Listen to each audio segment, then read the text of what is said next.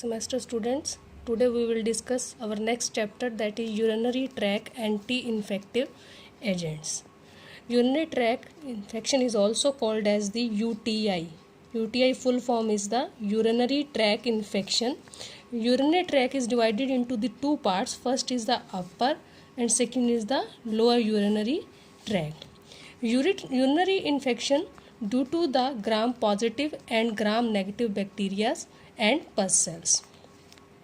Now infection divided into the two parts, that is acute and second is the chronic. Acute infection due to the urinary bladder and the urethra. Symptoms of the acute infection: pain in the perineum. Perineum means pain between the anus and the urethral opening. Second is the pyuria. Pyuria means presence of the pus cells. Second is the chronic infection. Chronic infection involves the kidney, that is upper urinary tract. Symptoms of the chronic infection is the polyuria, that is the presence of the pus cells. Second is the weight loss. Third is the anemia. Fourth is the pyuria. Polyuria means increased output of the urine. Next is the urinary antiseptics.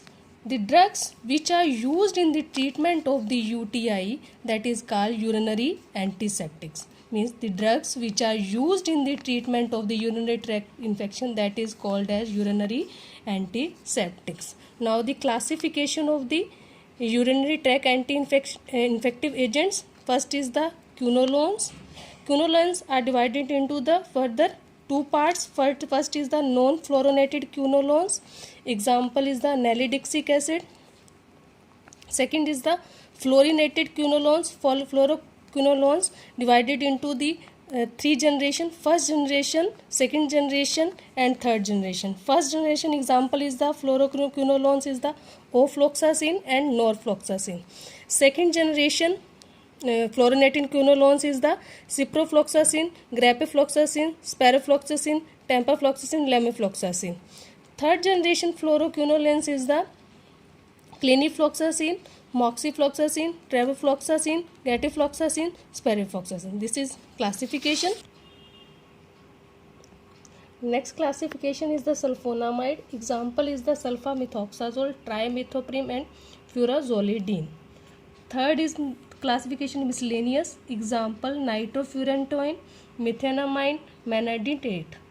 Now the general mechanism of action of the urinary tract infections: it inhibit of the enzyme DNA gyrase and the topoisomerase 4.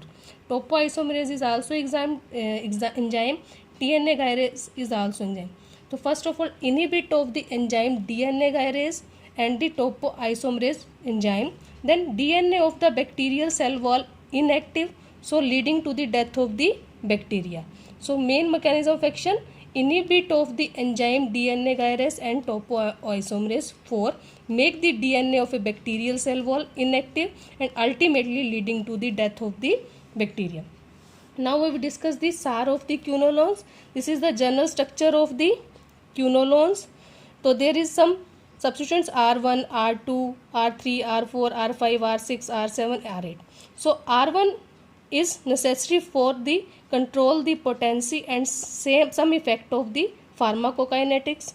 R2 is necessary to close to the gyrase binding. R3 and R4 is essential for the gyrase binding and the bacterial transport. And R4 is also necessary for the control the potency. R6 is also control the gyrase and the bacterial potency.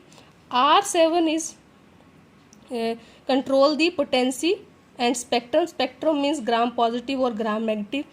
R8 is necessary to control the pharmacokinetics for pharmacokinetics parameters like drug absorption and the half-life. So R8 is necessary for the control the pharmacokinetics. So this is the SAR of the quinolones. Thank you.